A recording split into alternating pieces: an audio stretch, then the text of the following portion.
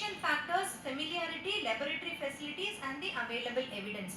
Why I have put laboratory facilities that, for example, if you want a twin block or a herbs to work, you need to have a good lab support.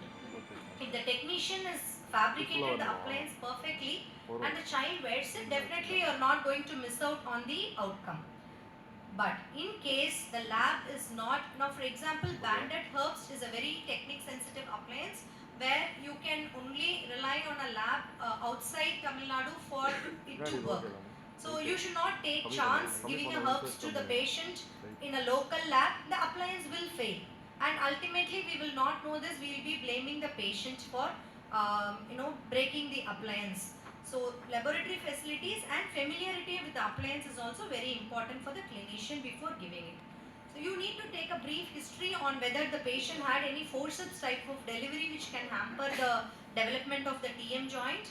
Family history plays a very important role, especially in terms of a class 2 division 2 malocclusion which has a strong genetic history. It's not that functional appliances won't work for these patients, but what happens is, since already there is a strong genetic component, you have to highlight this to the parent and accept the treatment outcome whatever is achieved.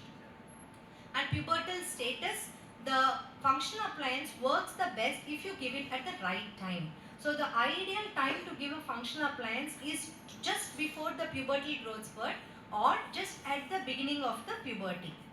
So now if you give an appliance at a pre-pubertal stage or you are giving it in a post-pubertal stage, then whatever changes you want to achieve may not be possible. So right patient at the right time will give you a good treatment outcome. So giving the functional appliance just before the pubertal growth spurt, I will tell you a little later how you can identify that stage will give you a good result. Whereas if you are giving a patient a headgear, you must start the treatment much before. You have to start it in the pre-pubertal stage for it to work the best. So now why are we talking about this pubertal status? When you give a growth modification appliance at this stage, there is maximum skeletal change that is achieved and a very minimal dentoalveolar change that is possible. If you give an appliance at a later date, then you won't achieve ideal skeletal correction and all the changes will be only dentoalveolar.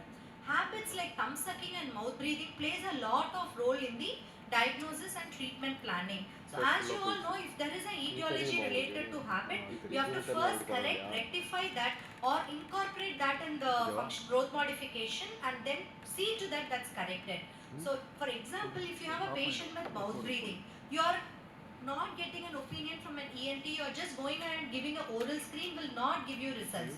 So if you identify any patient with a mouth breathing habit, if you see an adenoid type of face where you have a long face with either the enlarged tonsils or the adenoids or a deviated nasal septum, with patient giving frequent history of upper respiratory tract infections, you are first supposed to refer the patient to an ENT for evaluation and treatment if necessary.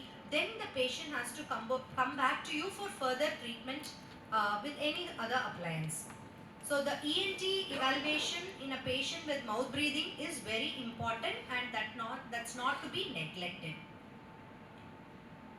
So now coming to the patient, now you can see a young child here who has got an ectomorphic body type. See, the body type also plays a very important role. If the child is obese and endomorphic, then you must understand that the growth is going to get over very fast and you have to treat them early.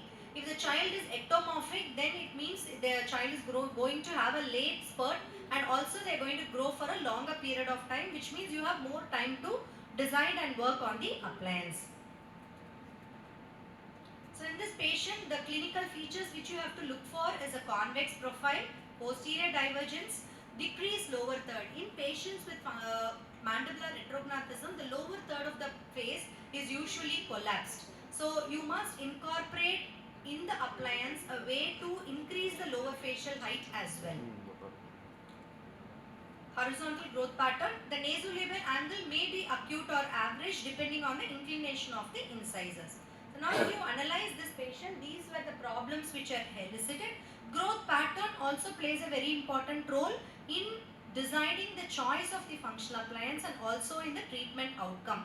So if you have a patient with horizontal growth pattern, with a low clinical FMA, that's the best case to start. Or if you have a patient with average or vertical, you can still go ahead giving the functional appliance, but the VTO, as you can see immediately, may not be so promising. You can explain this to the parent before we even start, that not much we can do in terms of the face. The facial change what you get in a patient with vertical growth pattern might not be that promising. The lower third of the face might be decreased with puckering of the chin. See, these are the points which you have to look for. Now this you can see here, we have just brought the mandible forward. Any patient with a convex profile, the first thing you do is to bring the mandible forward and check whether the profile has improved or not. As you can see here, the convexity in the profile has reduced, the lip competency is better, but at the same time you can also appreciate an increase in the lower third of the face. So if you can try for ourselves, if you bring the mandible forward, there is a disocclusion which happens in the posterior segment, wherein you can extrude the molars and then you can increase the lower facial height as well. So the point here is, when you are correcting the sagittal problem, the vertical also gets corrected. Only thing you have to incorporate that in the bite registration in your functional appliance. So these are the changes which you can get with the VTO. This will give a clear indication. The second point what you must understand, any patient with maxillary prognathism, the VTO will not improve. Okay. So in that case, there is no point giving a functional appliance. You should go for a headgear. Or if the patient is non-compliant, you can go for a fixed appliance camouflaging the skeletal problem. The next thing I want to tell you is, whenever you have a patient with a negative VTO, that can also be due to a vertical growth pattern. So these two things must come in your mind when you are choosing the functional appliance. Another thing what I want to stress here is, whenever you get a patient with a class 2 division 2 malocclusion, what you have to do is to just open the mouth and close. You have to analyze whether there is a backward path of closure of the mandible. So what happens here is, whenever the incisors are retroclined,